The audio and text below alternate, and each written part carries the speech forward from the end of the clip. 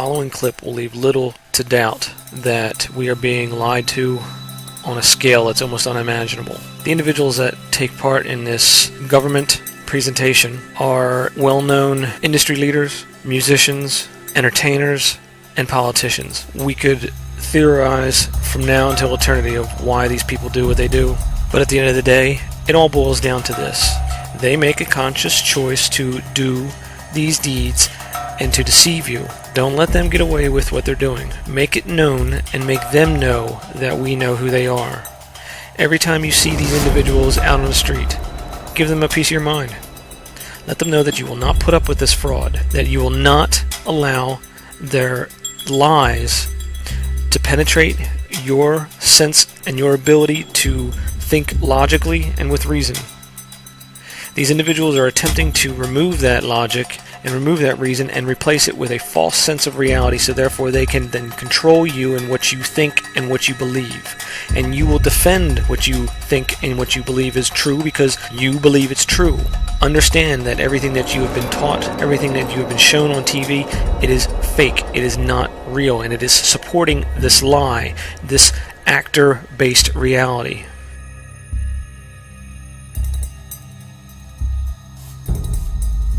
After hearing from Dr. Engel and Ms. Scardici and Dick about how important and how integrated Healthy People is at all of these levels. Economic empowerment, really, making sure that women will have the chance to continue to work in Afghanistan. And you know that... It leads me to Dr. Bossi. Now these three are what I would call usual suspects, right? You've got the state health officer, the county official, and the academician. But here we have an industry leader. Now I'm not going to play you the entire clip. We're going to skip ahead to the next person that's sitting next to her. And the funny thing is, that clip that you just saw of Laura Bush, she's actually speaking in that interview to this next person. But I want Dr. Bossi to share with us what she has been doing with Healthy People at the Dow Chemical Company. Thanks, Penny.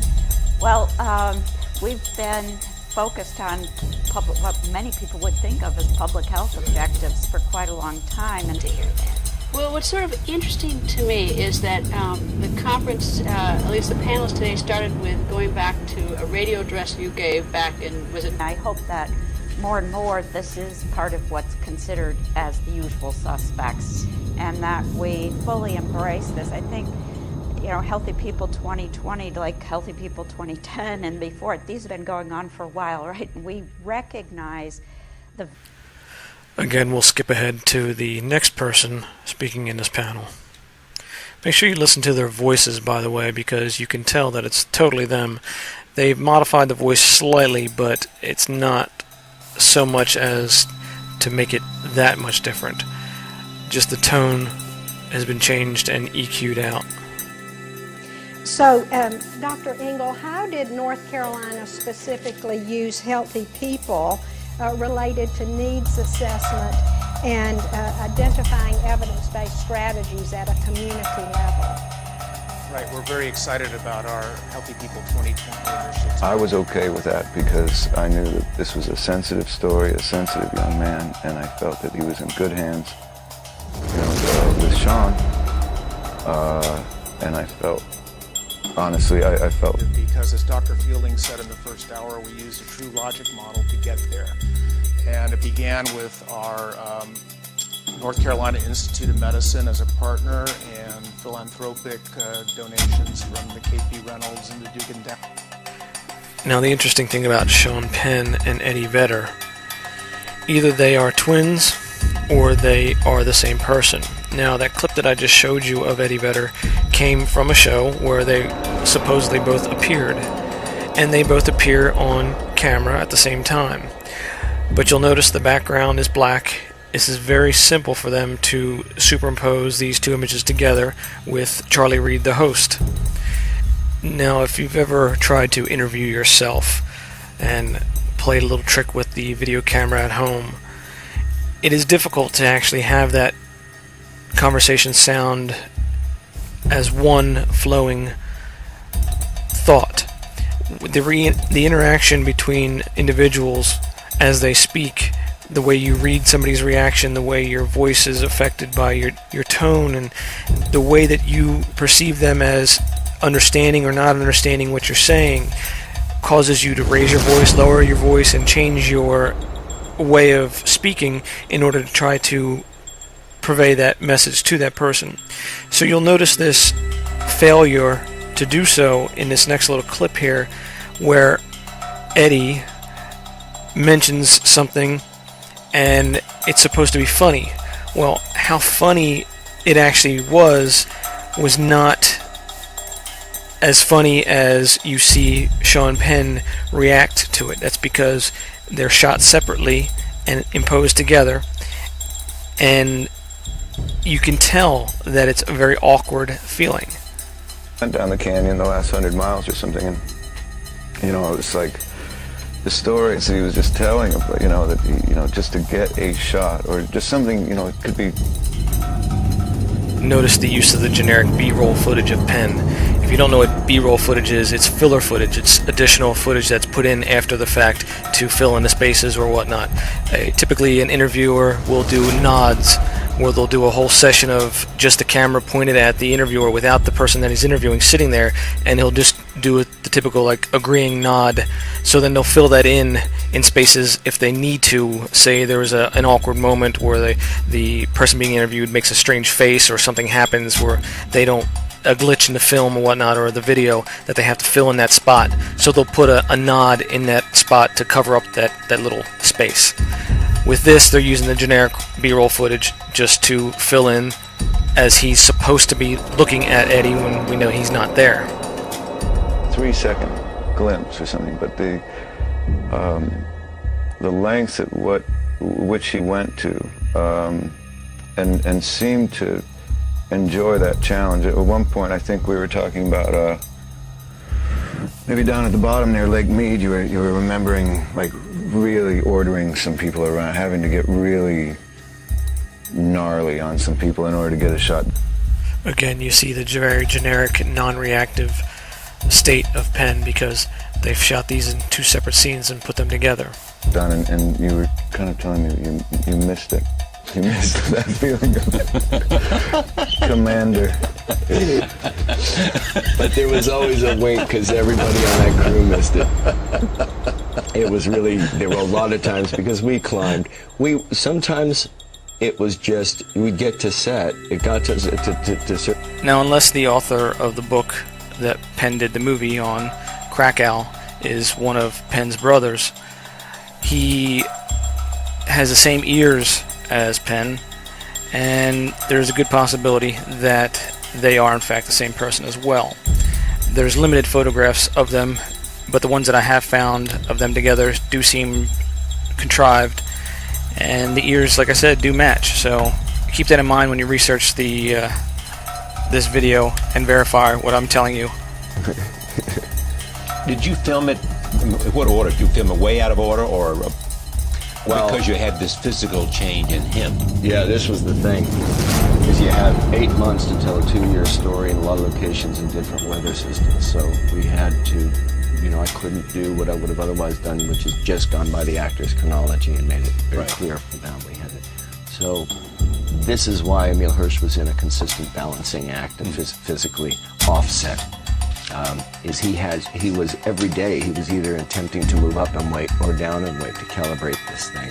And we ended up, disguising weight loss or weight gain on one end of a shoot before we took a 2-week break for him to go extreme. And at the beginning of that one, he still went extreme, and that go the other direction, and also chasing weather in different locations. And if you'll notice, when they cut to the single view of the one individual, when they shift their eyes and pretend like they're looking at the other person, Eddie looking at, of course, Penn looking at Eddie in the conversation, you'll notice sometimes their point of focus, their reference doesn't actually line up, and it looks like they're looking more to the right or more to the left in some cases. It's not consistent. These are clues that tell you that they are indeed the same person. So either they are the same person or they are twins, but they are definitely not in the same scene together on that show. Tell that they are not. Also, look at the philtrum, look at the nose, and look at the eyebrows, and especially just listen to the voice. Eddie usually doesn't appear without a beard or a goatee, so it's a little difficult sometimes to find some good shots with him. But you'll be able to see they have the same mannerisms when they speak. That's a great question, and we're all facing these issues of diminishing resources at a time of such high need and priority. In Sonoma County, we've used the Network of Care for Healthy Communities along with some community action. And the community action was the development of a council called Health Action, certainly specific for Sonoma County. We worked on 3 or 4 areas that we believe... Mostly for my comedy, my 6 years on Saturday Night Live and various guest appearances. And I thoroughly enjoy making people laugh, but one of the reasons I'm here today is to talk about something a little more serious, and that is life insurance. Would make the biggest impact in the shortest amount of time. And again, they focused around healthy eating, active living, and access to a prevention-focused, integrated primary care. And we had wonderful partnership from our hospitals. Again, I'll spare you the crap that they're trying to pitch here, and we'll go to the next person. Dr. Riegelman, what do you hope to accomplish in this next decade with the Healthy People Curriculum Task Force? Well, first of all, we are delighted to see the development of the new website. It really opens up all kinds of opportunities. Thank you. President Bach, former President Rudenstein, incoming President Faust, members of the Harvard Corporation and the Board of Overseers, members of the faculty, parents, and especially the graduates. I've been waiting more than 30 years to say this. Dad, I always told you I'd come back and get my degree. I'm pleased to see individuals take the work that I've done here and use that as a stepping stone for them to do their own research and then verify the facts that I'm making. The response that I've received has been very positive. Then, of course, there are those that just don't see it, or there are those that, of course, are opposition that are involved with these individuals, and they will say whatever they can to try to discredit me. They fail to realize that this work is not me. I am merely the messenger. I'm pointing out the facts that what these people are doing. So by them attacking me, they do nothing to actually address the facts of the presentation. So when you see individuals attack others, that means that they don't have any grounds to stand on when it comes to a facts-based argument to prove the other person wrong. Therefore, they resort to name-calling and schoolyard bullying tactics.